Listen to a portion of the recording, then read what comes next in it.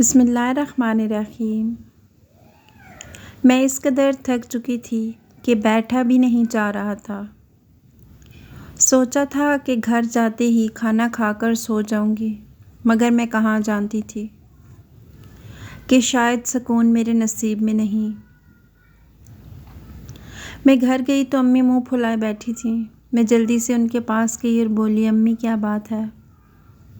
آپ پریشان ہیں؟ وہ کہنے لگیں، ارے رہنے دو، تمہیں ہماری کیا پرواہ، تم تو ملازمت کرتی ہو، ہم پر احسان ہے تمہارا، گھر کا راشن چلا رہی ہو، ہم دیے یا مریں تمہیں کیا؟ میں گھبرا گئی اور بولی، نہیں امی ایسی بات نہیں، آپ مجھے بتائیں کیا ہوا؟ تو کہنے لگی، 2 دن سے کہہ رہی ہوں نازیہ کی طبیعت خراب ہے، اسے ہاسپٹل لے چلو، مگر تم نے نہیں مانا۔ میں بولی، امی آپ کو پتہ ہے نا کہ میں ایک نرس ہوں، ایک گائنیکالوجسٹ کے ساتھ کام کرتی ہوں، ہمارے ہسپتال میں حاملہ عورتوں کا علاج کیا جاتا ہے اور بخار والی مریض ڈاکٹر شازیہ نہیں دیکھتی، آپ خود ہی نازیہ کو ہسپتال لے جائیں۔ امی کہنے لگی، کیا کروں، وہ تمہاری ہی بہن ہے، کسی کی نہیں سنتی، جب بھی اسے ڈاکٹر کے پاس جانے کو کہتی ہوں تو کہتی ہے دنیا ادھر کی ادھر ہو جائے، میں تو باجی کے ساتھ ہی ڈاکٹر کے پاس جاؤں گی۔ میں بولی، آپ فکر نہ کریں، میں کل اسے لازمی لے جاؤں گی، اب آپ مجھے بتائیں کیا بنایا ہے، مجھے بہت بھوک لگی ہے۔ امی کہنے لگیں، کچھ نہیں بنایا، تمہاری بہن بیمار پڑی ہے، میری بوڑھی ہڈیوں میں اتنی طاقت نہیں کہ گھر کے کام کاج کروں، جاؤ جا کر کچھ پکا لو، مجھے بھی بھوک لگی ہے۔ میں نے سر ہلایا اور اٹھ کر عبایا اتارا اور منہ ہاتھ دھو کے کچن میں آ گئی، میری آنکھوں سے آنسو جاری ہو گئے۔ میری زندگی بہت کٹھن تھی، مگر میری تکلیف کسی کو نظر نہیں آتی تھی، کاش ابو ہمیں چھوڑ کر نہ گئے ہوتے، کاش موت کی دیوی ان پر اس قدر جلد مہربان نہ ہوئی ہوتی تو آج یہ حالات نہ ہوتے۔ میں بڑی تھی، FSC کر چکی تھی، ڈاکٹر بننے کا بہت شوق تھا، ابو نے وعدہ بھی کیا تھا کہ کچھ بھی کر کے تمہیں ڈاکٹر کی تعلیم دلواؤں گا، مگر وہ اللہ کو پیارے ہو گئے تو ملازمت ادھوری چھوڑنا پڑی۔ یہ تو اللہ کا شکر تھا مجھے ایک ہسپتال میں ہی نرس کی ملازمت مل گئی تھی، میں اس میں ہی خوش تھی کہ ہسپتال میں کام کرتی ہوں، گھر کا بوجھ میرے ہی کندھوں پر تھا۔ امی نازیہ کی شادی کے لیے اکثر پریشان رہتی تھیں کہ نازیہ کی عمر گزرتی جا رہی ہے، اس کے لیے مناسب رشتہ کہاں سے تلاش کروں؟ تب میرے دماغ میں ایک ہی سوال آتا تھا، امی کیا میں آپ کو نظر نہیں آتی؟ میں تو نازیہ سے بھی 2 سال بڑی ہوں۔ ایک دن پھر سے امی نے میرے سامنے نازیہ کی شادی کی بات کی تو میں نے کہا، امی آپ کو میری کوئی فکر نہیں؟ تو وہ کہنے لگی، تم اپنا کماتی ہو، تمہارا گزارا ہو جائے گا اگر میں مر بھی گئی، اصل فکر نازیہ کی ہے۔ اب میں امی سے کیسے کہتی کہ میں یہ جاب بڑی مجبوری سے کرتی ہوں، میں بھی شادی کرنا چاہتی ہوں، اپنا گھر بسانا چاہتی ہوں، وہ دن کتنا اچھا ہوگا جب میرے چھوٹے چھوٹے بچے ہوں گے جن کی پرورش میری ذمہ داری ہوگی اور گھر کا راشن پانی میرے شوہر کے ذمے ہوگا۔ میں کچن میں کھڑی پیاز کاٹ رہی تھی اور ساتھ ساتھ روتی جا رہی تھی۔ میں نے پلاؤ بنا لیا تھا کیونکہ اس وقت بہت بھوک لگی ہوئی تھی، روٹی اور ہانڈی نہیں بنا سکتی تھی۔ اگلے دن میں نے ہاسپٹل سے چھٹی کر لی۔ میں نے نازیہ سے کہا، تم تیار ہو جاؤ، ہم ڈاکٹر کے پاس جائیں گے۔ میری بات سن کر وہ گھبرا گئی، کہنے لگی، اس کی ضرورت نہیں، میں خود ہی ٹھیک ہو جاؤں گی۔ میں نے کہا کہ مجھے علم ہو گیا ہے تمہارا یہ بخار دوائی کے بغیر ٹھیک نہیں ہونا۔ وہ کہنے لگی، باجی مجھے کسی کلینک سے دوائی لا دے، مجھ میں اتنی ہمت نہیں کہ جاؤں۔ میں نے کہا، نازیہ بس بہت ہو گیا، فضول باتیں کرنا چھوڑو، میں نے تمہارے لیے چھٹی کی ہے، مجھے غصہ مت دلاؤ۔ نازیہ رونے لگی۔ وہ بڑی مشکل سے تیار ہوئی تھی، میں اسے شہر کے ایک سرکاری ہسپتال میں لے گئی۔ نازیہ نے میرا ہاتھ تھام لیا اور بولی، باجی اب بھی وقت ہے، مجھے واپس لے چلیں۔ میں نے چپ چاپ پرچی بنوائی اور نازیہ کو ڈاکٹر کے پاس لے گئی۔ ڈاکٹر نے پوچھا، مریضہ کو کیا ہوا ہے؟ تو میں بولی، اس کو ہیضہ ہو گیا ہے، سارا دن الٹیاں کرتی رہتی ہے۔ ڈاکٹر نے چیک اپ کیا تو میری جانب بڑی حیرت سے دیکھ کے بولی، آپ کو کوئی غلط فہمی ہوئی ہے، مریضہ کو ہیضہ نہیں ہوا، یہ تو حاملہ ہے۔ میں ڈاکٹر کی بات سن کر ہتے سے اکھڑ گئی۔ میں بولی، آپ کو ڈاکٹر کس نے بنا دیا؟ آپ جیسے جاہل ڈاکٹرز ہوتے ہیں جن کی وجہ سے مریضوں کی جان چلی جاتی ہے، میری بہن ابھی کنواری ہے، پھر یہ حاملہ کیسے ہوگی؟ ڈاکٹر کہنے لگی، یہ بات آپ اپنی بہن سے پوچھیں۔ ڈاکٹر نے ادویات لکھ دی مگر میں نے وہ پرچی نہیں اٹھائی۔ میں بولی مجھے آپ جیسی جاہل ڈاکٹر کی دوائی اپنی بہن کو دینی ہی نہیں ہے۔ میں نازیہ کا ہاتھ پکڑ کے باہر آ گئی اور بولی نازیہ تم فکر نہ کرو، میں تمہارے ساتھ ہوں۔ میں نے پہلے ہی سنا تھا کہ سرکاری ہسپتال میں اناڑی ڈاکٹر بیٹھتے ہیں۔ پیسوں کی وجہ سے مجبور تھی، نہیں تو تمہیں اس ہسپتال میں نہ لے کے آتی۔ میری بہن چپ تھی۔ اب مجھے ڈاکٹر نے ایک نیا زاویہ دکھا دیا تھا۔ میرے دماغ میں کچھ کھٹکنے لگا۔ ہسپتال میں سارا دن میرا سینکڑوں حاملہ عورتوں سے سامنا ہوتا تھا۔ میں پہچان سکتی تھی کون سی عورت پیٹ سے ہے۔ اب مجھے یہی محسوس ہو رہا تھا کہ نازیہ سچ میں حاملہ ہے، مگر یہ بات ناقابل یقین تھی۔ میں اپنی تسلی کی خاطر نازیہ کو اپنی ڈاکٹر کے پاس لے گئی۔ میں نے ڈاکٹر شازیہ سے کہا آپ میری بہن کا بہت اچھی طرح سے چیک اپ کریں۔ تو ڈاکٹر چیک اپ کے بعد کہنے لگی تمہاری بہن حاملہ ہے۔ میں نے بے یقینی سے نازیہ کی جانب دیکھا۔ اس نے میرے آگے ہاتھ جوڑ دیا اور باجی مجھے بے عزت ہونے سے بچا لیں۔ میں ڈاکٹر شازیہ سے بولی میری بہن شادی شدہ نہیں ہے، ہمیں یہ بچہ نہیں چاہیے، آپ ہماری مدد کریں۔ ڈاکٹر شازیہ نے کہا کہ میں تفصیلی چیک اپ کر کے بتاتی ہوں۔ اس نے الٹرا ساؤنڈ کیا تو کہنے لگی بچہ 3 ماہ کا ہو چکا ہے، اگر اس کو ختم کرنے کی کوشش کی تو ماں کی جان کو خطرہ ہے۔ میں اپنا سر دونوں ہاتھوں میں گرا کر رونے لگی۔ میں بولی نازیہ یہ تم نے کیا کر دیا؟ تمہیں ذرا بھی احساس نہیں ہوا کہ تم ایک یتیم لڑکی ہو؟ یتیموں پر تو ویسے ہی لوگ انگلیاں اٹھانے کے لیے تیار رہتے ہیں، اوپر سے تم نے اتنا بڑا گناہ کر لیا۔ مجھے بتاؤ تم اس بچے کو کیا نام دو گی؟ نازیہ نے میرے سامنے ہاتھ جوڑ دیے، کہنے لگی باجی میں بے عزت ہونا نہیں چاہتی، یہ بچہ ختم کرا دو، بے شک میری جان چلی جائے۔ میں ڈاکٹر شازیہ کے ساتھ کام کرتی تھی جب ہی اس نے ہم دونوں بہنوں کو اتنا وقت دیا تھا، ورنہ اس کی تو عادت تھی کہ وہ مریض کو 10 منٹ میں فارغ کر دیتی تھی۔ میں بولی ڈاکٹر آپ کچھ بھی کریں، کوئی تو راہ نکالیں۔ ڈاکٹر پھر بولی میں سچ کہہ رہی ہوں، بچے کو ختم کرنے کی کوشش کی تو ماں کی جان کو خطرہ ہے۔ تم لوگ ایسا کرو کہ بچے کو جنم دے دو، پھر یہ بچہ میں نازیہ سے لے لوں گی، اس کے بدلے تمہیں 3 لاکھ روپے دوں گی۔ ڈاکٹر کی بات سن کر میں دنگ رہ گئی۔ میں نے نازیہ کی طرف دیکھا تو وہ بھی خاموش تھی۔ میں نے ڈاکٹر شازیہ سے سودا کر لیا، اس میں ہمارا ہی فائدہ تھا، بدنامی بھی نہ ہوتی اور بچہ بھی محفوظ ہاتھوں میں چلا جاتا، ہمیں اچھے خاصے پیسے بھی مل جاتے جس سے کم از کم نازیہ کی شادی تو ہو جاتی۔ ہم دونوں گھر آ گئے۔ وہ کہنے لگی باجی امی کو اس بات کے متعلق مت بتانا۔ میں نے سر ہلا دیا۔ جب گھر آئے تو امی پوچھنے لگی کیا ہوا میری بچی کو؟ میں نے کہا امی سے حیضہ ہوا ہے۔ اتنا کہہ کر میں اپنے کمرے میں چلی گئی۔ میری آنکھوں سے آنسو گر رہے تھے۔ مجھے تو علم ہی نہیں تھا کہ میری بہن یہ سب کر رہی ہے۔ میں تو اپنی ملازمت میں اس قدر الجھی ہوئی تھی کہ گھر کی جانب کوئی دھیان نہیں تھا۔ مجھے تو یہی لگتا تھا کہ امی نے ہر چیز پر مکمل توجہ دی ہوگی، مگر شاید ایسا نہیں تھا۔ شام میں اپنے کمرے سے نکلی تو نازیہ کی نظریں جھکی ہوئی تھیں، وہ بہت پریشان تھی۔ میں اس کا ہاتھ تھام کے اسے چھت پہ لے گئی۔ میں بولی نازیہ تم نے کس کے ساتھ منہ کالا کیا ہے؟ وہ رونے لگی اور بولی میں کچھ نہیں جانتی۔ اس بات پر مجھے غصہ آیا اور میں آپے سے باہر ہو گئی۔ میں نے کئی تھپڑ نازیہ کے منہ پر مار دیے۔ بولی اس بات کا کیا مطلب کہ تمہیں نہیں پتا کہ تمہاری کوکھ میں کس کا بچہ ہے؟ مجھے بتاؤ، مجھے اس لڑکے کا نام بتاؤ۔ میں اس سے بات کروں گی کہ وہ تم سے شادی پہ رضامند ہو جائے اور تمہارا بچہ بھی کسی کو دینا نہ پڑے۔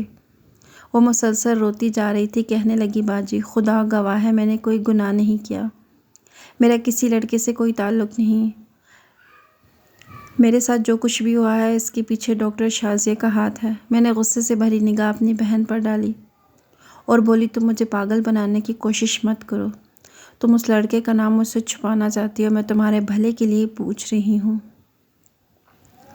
میں مکمل رازداری سے اس لڑکے سے ملوں گی اور اس کو بتاؤں گی کہ تم حاملہ ہو چکی ہو، اس کے پیر پکڑنا پڑے تو پکڑ لوں گی اور اسے تم سے شادی کرنے پر رضامند کروں گی۔ میری بات سن کر میری بہن نے اپنا سر دیوار پر مارنا شروع کر لیا۔ وہ کہنے لگی باجی میں سچ کہہ رہی ہوں، یہ سب تمہاری ڈاکٹر کی وجہ سے ہوا ہے۔ مجھے نازیہ پر بہت ترس آیا۔ میں اسے بولی کہ تم نیچے جاؤ میں آتی ہوں۔ میری بات سنتے ہی وہ نیچے کی جانب آ گئی اور میں اداس سی چھت پر کھڑی رہ گئی۔ میری بہن نے جو بھی کیا تھا وہ غلط کیا تھا اور اب وہ دوسری بڑی غلطی اس لڑکے کا نام نہ بتا کے کر رہی تھی۔ شاید اس لڑکے نے اسے کوئی دھمکی دی ہو۔ خیر جو بھی تھا، میری بہن نے غلط کیا تھا اور اب مجھے سارے معاملے کو حل کرنا تھا، اپنے مرے ہوئے باپ کی عزت کی خاطر اور اپنی بہن کی زندگی کی خاطر۔ میں نے نازیہ کو سخت تاکید کی تھی کہ وہ اپنا بہت خیال رکھے کیونکہ وہ کمزور تھی اور ڈیلیوری کے دوران نازیہ کی جان جانے کا بھی خطرہ تھا۔ اس لیے میں ڈاکٹر شازیہ سے طاقت کی ادویات لاتی رہتی تھی اور ممکن حد تک اپنی بہن کا خیال بھی رکھتی تھی۔ ایک دن میں کام سے گھر واپس آ گئی تو امی کہنے لگی، مناہل تم نے کیسی دوائی لا کے دی ہے نازیہ کو، وہ تو ٹھیک ہی نہیں ہو رہی۔ میں بولی، امی پتہ نہیں آپ کس دنیا میں کھوئی ہوئی ہیں، آپ کو کچھ احساس بھی ہے ہم بہنوں کا؟ ابو کے جانے کے بعد آپ کا فرض بنتا تھا، مگر آپ تو ہم سے لا تعلق ہی ہو گئی، یا تو سارا دن سوئی رہتی ہیں یا پھر ٹی وی دیکھتی ہیں۔ اگر آپ نے نازیہ کا خیال رکھا ہوتا تو آج ہمیں یہ دن نہ دیکھنا پڑتا۔ میری بات سن کر امی کی رنگت بدل گئی۔ وہ کہنے لگی، مناہل کیا ہوا نازیہ کو؟ سچ سچ بتاؤ۔ میں امی کو جذبات میں آ کر بتا ہی دیتی، مگر تبھی نازیہ کمرے سے باہر آ گئی۔ وہ امی کے پیچھے جا کر کھڑی ہو گئی اور اس نے میرے سامنے ہاتھ جوڑ دیے۔ میں بھی چپ کر گئی تھی۔ میں نے غصے سے اپنے کمرے کا دروازہ بند کر لیا اور اندھیرا کر کے لیٹ گئی۔ میں آنے والے وقتوں سے بہت پریشان تھی، یہی سوچ سوچ کے میرا دماغ پھٹتا رہتا تھا۔ اگر یہ بات کسی کو پتہ چل گئی تو ہم کسی کو منہ دکھانے کے قابل نہیں رہیں گے۔ تھوڑی دیر بعد میرے کمرے کا دروازہ کھلا اور نازیہ کمرے میں داخل ہو گئی۔ باجی میں جانتی ہوں میرا بہت بڑا راز آپ کے پاس ہے، آپ مجھے یوں ہی نخرے دکھائیں گی، مجھے آپ سے دب کے رہنا پڑے گا۔ آپ میری بات کا یقین کریں، میں بے قصور ہوں۔ جس دن آپ کے سامنے اصلیت آئے گی آپ بہت شرمندہ ہوں گی۔ میری آپ سے گزارش ہے کہ امی کو کچھ بھی پتہ نہ چلے۔ مجھے یقین ہے اگر آج میں باہر نہ آتی تو آپ امی کو سب کچھ بتا دیتی۔ یقین کریں جو کچھ بھی ہوا ہے اس کے پیچھے ڈاکٹر شازیہ کا ہی ہاتھ ہے۔ میں بے قصور ہوں، کیا میں آپ کو قابل رحم نہیں لگتی؟ جب سے ساری بات آپ کے سامنے آئی ہے میں آپ سے نظر ملانے کے قابل نہیں۔ اگر امی کو پتہ چلا تو میں مر جاؤں گی۔ مجھے سچ مچ اپنی بہن پر ترس آیا۔ میں نے اٹھ کر اسے اپنے سینے سے لگا لیا۔ میں اسے بہت کچھ کہنا چاہتی تھی، اسے مورد الزام ٹھہرانا چاہتی تھی، مگر میں چپ کر گئی۔ میں ڈاکٹر شازیہ سے بھی ایک بار پتہ کرنا چاہتی تھی کہ میری بہن سچ کہہ رہی ہے یا نہیں۔ کیا پتہ میری بہن سچ ہی کہہ رہی ہو۔ اگلے دن جب میں ہسپتال گئی تو میں نے بہانے سے ڈاکٹر شازیہ کے ساتھ گفتگو کرنا شروع کر دی۔ میں بولی، ڈاکٹر کیا آپ میری والدہ سے پہلے مل چکی ہیں؟ کیا آپ نے کبھی میری بہن کو دیکھا تھا؟ میں نے محسوس کیا کہ ڈاکٹر کا چہرہ زرد پڑ گیا تھا۔ اس نے تھوک نکلی اور بولی، نہیں، لیکن تم کیوں پوچھ رہی ہو؟ میں بولی، دراصل آپ تو اتنی بڑی گائناکالوجسٹ ہیں، آپ کا تجربہ بھی بہت پرانا ہے، آپ تو اسے دیکھ کر ہی پہچان جاتی کہ اس کے ساتھ کیا معاملہ پیش آیا ہے۔ ڈاکٹر کے چہرے پر پل بھر کے لیے اطمینان آیا، پھر وہ کہنے لگی، ہاں تم ٹھیک کہہ رہی ہو، اگر میں اسے دیکھ لیتی تو پہچان جاتی، تم لوگوں کو اس کرب سے گزرنا نہ پڑتا۔ میں نے سر ہلا دیا اور باہر آ کے کھڑی ہو گئی۔ میں مریضوں کو باری باری کمرے میں بھیجنے لگی۔ میں یہی سوچ رہی تھی شاید نازیہ کا سچ کبھی میرے سامنے نہیں آئے گا، جو کچھ وہ اپنے دل میں چھپا کر بیٹھی ہے وہ ہمیشہ دفن ہو جائے گا، مگر میں کہاں جانتی تھی کہ سب کھل کر میرے سامنے آ جائے گا۔ وقت پر لگا کر اڑ گیا تھا۔ نازیہ کی ڈیلیوری کا وقت بہت قریب آ چکا تھا۔ ڈاکٹر نے اسے 30 مئی کی تاریخ دی تھی۔ میں نے نازیہ کا ہاتھ تھام لیا اور بولی، جب عورت ماں بننے والی ہوتی ہے تو قدرتی طور پر اس کے دل میں بچے کی محبت پیدا ہو جاتی ہے۔ کیا تمہارے ساتھ بھی ایسا ہی ہے؟ اگر تم چاہتی ہو کہ تم اپنے بچے کو اپنے پاس رکھو تو مجھے بتا دو، میں کوشش کروں گی کہ ماں اور بچے میں جدائی نہ آئے۔ نازیہ کی آنکھوں میں آنسو آ گئے تھے۔ وہ بولی، باجی ہمارے چاہنے سے کچھ نہیں ہوگا، بس مجھے یہ بچہ نہیں چاہیے۔ جب میں اسے جنم دے دوں تو آپ نے میری عزت بچانی ہے، آپ کو اپنا دل سخت کرنا پڑے گا، آپ وہ بچہ مجھ سے چھین کر ڈاکٹر کو دے دیجیے گا۔ میں نے ہاں میں سر ہلا دیا۔ میں یہ سوچ سوچ کر پریشان ہوتی تھی کہ امی کو کیا کہنا ہے۔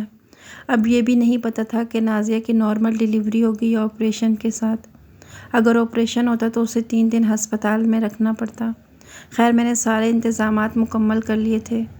یہ 27 مئی کی بات تھی جب مجھے نازیہ کے کراہنے کی آواز سنائی دی۔ وہ اس قدر تکلیف دہ آوازیں نکال رہی تھی کہ میں گہری نیند سے بیدار ہو گئی۔ میں جلدی سے اٹھ کر نازیہ کے پاس آئی اور پوچھا تمہاری طبیعت تو ٹھیک ہے نا؟ وہ کہنے لگی باجی میرا وقت آ گیا ہے، کچھ کریں۔ میں بے تحاشا گھبرا گئی۔ رات کے 2:30 بج رہے تھے۔ اس وقت تو ڈاکٹر شازیہ کوئی بھی کیس نہیں لیتی۔ میں بہت گھبرائی ہوئی تھی۔ تبھی خیال آیا تو محلے کی دائی کو فون کر کے اپنے گھر بلا لیا۔ میں بولی ایک عورت کیس کروانے آئی ہے، آپ جلدی سے آ جائیں، مگر مکمل رازداری سے آئیے گا، کسی کو کانوں کان خبر نہ ہو۔ دائی میری جاننے والی تھی، اس نے میری بات مان لی۔ جب وہ آئی اور اس نے دیکھا تو وہ دنگ رہ گئی، کہنے لگی یہ تو کنواری ہے۔ میں بولی بس اس بات کو چھوڑیں، آپ اس کا کیس کر دیں، ہم دونوں نے بڑی مشکل سے ڈیلیوری کروائی ہے۔ نازیہ کو اللہ نے ایک بیٹے سے نوازا۔ وہ اپنے بچے کو پیار کر رہی تھی۔ جہاں تک دائی کی بات تھی میں نے اس سے کہہ دیا کہ تم یہ بات اپنے تک ہی محدود رکھنا، وہ ایک اچھی عورت تھی۔ مجھے امید تھی کہ وہ کسی سے ہماری بات نہیں کرے گی۔ صبح ہوئی تو نازیہ نے بچہ میری گود میں ڈال دیا۔ وہ کہنے لگی باجی میں یہی سمجھوں گی کہ یہ کبھی پیدا ہی نہیں ہوا تھا، آپ اسے ڈاکٹر کو دے دیں اور یاد سے پیسے بھی لے آئیے گا۔ میں نے سر ہلا دیا اور بچے کو بڑی سی چادر میں چھپا کر ہسپتال لے آئی۔